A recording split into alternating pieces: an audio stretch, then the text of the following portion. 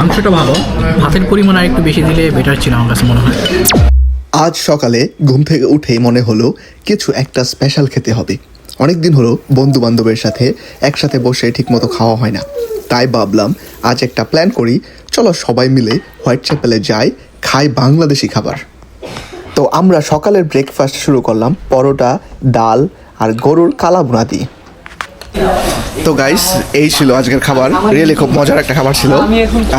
গরুর কালাভুনা আর হচ্ছে রুটি, পরোটা, ডাল, সকালের ব্রেকফাস্ট। আর এটা হচ্ছে সেন্ট্রাল লন্ডনে ব্যাক্স কফির সামনে, সোনারগাঁও, ওই যে এই রেস্টুরেন্ট আপনারা দেখতে পারেন আইসা, যারা লন্ডন থেকে দেখতেছেন। তো ব্রেকফাস্ট শেষ করে চিন্তা করলাম এক কাপ চা পান করা যাক। তো আমরা সবাই মিলে চা পান করতে চলে গেলাম। এর মাঝে দিয়া আমাদের নাজমুল ভাই আমাদেরকে কিছু শিক্ষামূলক কথাবার্তা বললো যে বাঙালি পুরুষের নাকি চাই নাকি খুব ভালো লাগে, মানে মাইন্ড সব কিছু সতেজ রাখে। তো আপনারা শুনুন। বাঙালি পুরুষের আবেগ, অনুভূতি, শালার আপনারা মনে করেন মাইয়া মানুষ ছেঁকা দিয়ে চলে গেল, মাগার চা ছেঁকা দিব না, ঠিক আছে। এনিওয়ে, আমরা চা পান করতে করতে আমরা হাঁটা দিলাম আলতাবালি পার্কের উদ্দেশ্যে। তো আমাদের নাজমুল ভাই আবার ওইখানে আলতাবালি পার্কের উদ্দেশ্যে কিছু বক্তব্য রাখছে। অবশেষে আমরা চা পান করে এখন আমরা আলতাবালি পার্কে এসেছি। আলতাবালি পার্কের ইতিহাস যদি বলতে চাই, 1978 সালে আলতাবালি, তখন একজন যুবক, আমাদের মধ্যেই 22-23 বছরের এক তরুণ যুবক এখান দিয়ে হেঁটে যাচ্ছিল। তখন তিন বর্ণবাদী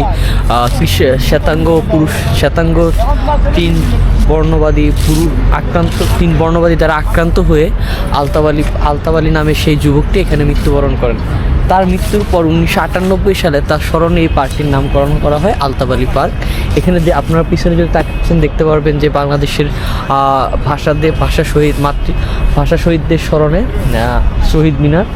এখানে প্রতি বছর 21শে ফেব্রুয়ারি কিংবা জাতীয় দিবসগুলোতে বাঙালিরা এখানে আসেন, এখানে উৎসবের মতো হয়। এটাই হয়তো এই স্থানটি, আলতাবালি পার্কটি বাঙালি কমিউনিটির কাছে একটি খুবই সুন্দর আবেগের একটা স্থান। আমরা সবাই যারা বাঙালি কমিউনিটি আছে তারা প্রায়ই এখানে আসি, এখানে সময় কাটাতে আমাদের সবার কাছেই খুব ভালো লাগে আর কি। এই তো তো আমরা আলতাবালি পার্ক ঘোরা শেষে হাঁটতে হাঁটতে চলে গেলাম হচ্ছে টাওয়ার ব্রিজের সৌন্দর্য দেখাতে আপনাদেরকে।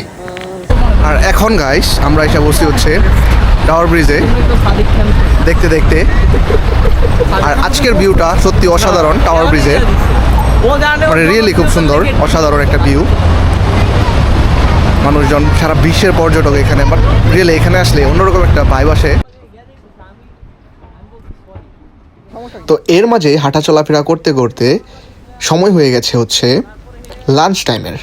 তো আমাদের বাড়ি ফেরার টাইম প্রায় বাজে হচ্ছে 4টা। তো এই টাইমে আমরা আবার চলে গেছে হচ্ছে হোয়াইট চ্যাপেলে আবার বাংলাদেশি খাবার খাইতে। মানে আজকে পুরো দিনটাই শুধু নিজের দেশের খাবার। আবার আমরা এসে পড়লাম এক রেস্টুরেন্টে। তো আমরা বসে রয়েছি খাবার অর্ডার দিয়া।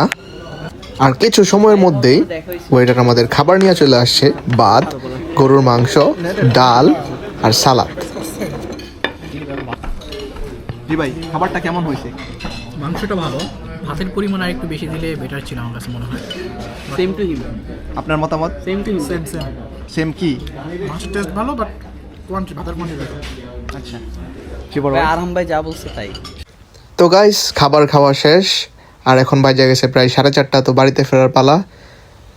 যাই হোক, আজকের দিনটা খুব সুন্দর কাটছে।